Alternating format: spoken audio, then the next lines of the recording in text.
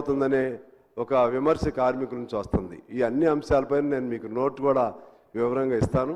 దానిపైన ప్రభుత్వం సీరియస్గా ఆలోచన చేసి ఆ సమస్యలను పరిష్కరిస్తే మనకున్నటువంటి ఏకైక అతిపెద్ద ప్రభుత్వ రంగ సంస్థ అది, దాన్ని కాపాడుకోవచ్చని తెలియజేస్తూ మీకు ధన్యవాదాలతో సెలవు. అధ్యక్ష శ్రీ కౌశిక్ రెడ్డి గారు నోట్ చేసుకోవడం జరిగింది అధ్యక్ష, సభ్యులు చెప్పినటువంటి అంశం.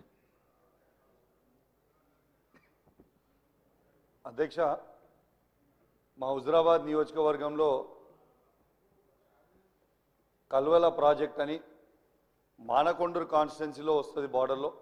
దాని కింద ఆయకట్టు 6-7 ఎకరాలు వస్తుంది.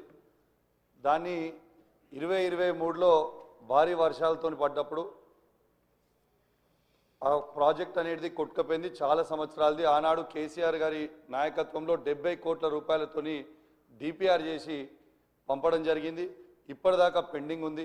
దయచేసి గౌరవ ఇరిగేషన్ మంత్రి గారిని, ముఖ్యమంత్రి గారిని కోరుతా ఉన్నాను, ఆ ప్రాజెక్ట్ని దయచేసి శాంక్షన్ చేసి కంప్లీట్ చేస్తే కింద రైతులకి 6-7 ఎకరాల ఆయకట్టు వస్తుందని చెప్పి కూడా ఈ సందర్భంగా తెలియజేస్తా ఉన్నాను.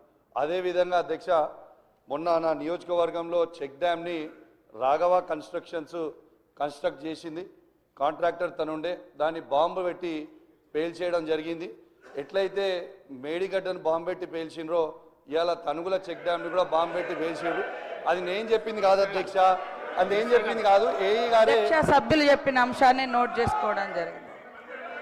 కొత్త ప్రభాకర్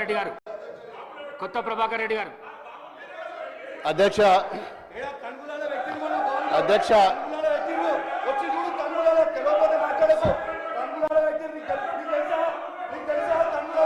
కూసో ప్లీజ్. కూర్చొని మాట్లాడితే కాదు కదా.